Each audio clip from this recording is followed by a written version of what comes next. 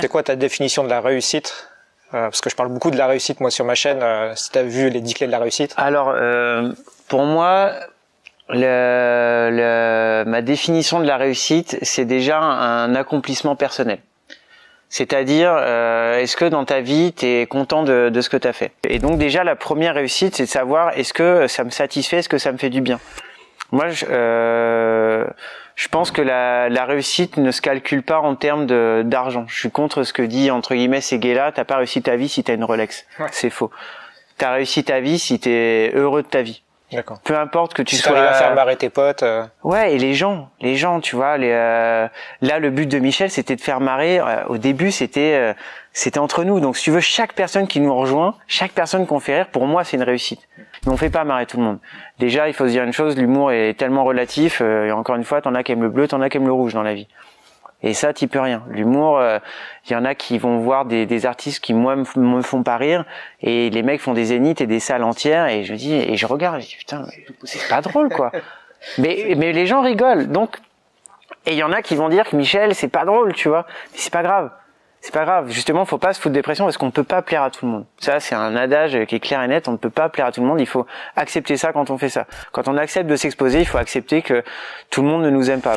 Mais pour moi, alors ouais, voilà, la réussite, c'est déjà un accomplissement personnel. Et ensuite, quand est-ce qu'on estime qu'on a vraiment réussi, tu vois? Si c'est une quête comme le bonheur, quoi, t'y atteins jamais, en fait. C'est ça. Je crois que ce serait se mettre une énorme pression de se dire, j'ai réussi. Tu vois, je pense que même Zidane, quand il gagne la Coupe du Monde, là, je pense qu'il se dit, ouais, j'ai réussi un truc. Mais regarde, il est devenu entraîneur et là il se dit j'ai un nouveau challenge, tu vois, j'ai un nouveau ça, c'est-à-dire que la réussite c'est quoi? Je pense que sa plus grande réussite c'est peut-être pas d'avoir gagné la Coupe du Monde quand t'as des enfants, mais quand t'as des enfants tu dis t'auras réussi quand tu te diras il a une famille, un travail, donc on n'a jamais vraiment réussi. Je pense que ce qui est important c'est déjà de se dire que notre vie on en fait quelque chose de bien. Parce qu'il faut réussir à l'échelle de la journée déjà pour réussir à l'échelle de la vie. Déjà, je pense qu'il faut moins se prendre la tête sur tout ça. Moi, je crois qu'il faut juste reconsidérer que une vie, elle est là, on en a qu'une, et déjà, la réussir, c'est la vivre bien. Moi, tu vois, si je dis que la réussite, c'est de gagner temps ou de faire ça, comparé à quelqu'un d'autre qui fait autre chose, de normal, je sais pas, même un mec qui fait des sabots dans le Jura. Mais moi, c'est vachement bien. Moi, je suis incapable de faire ça. Mais lui, c'est une réussite aussi.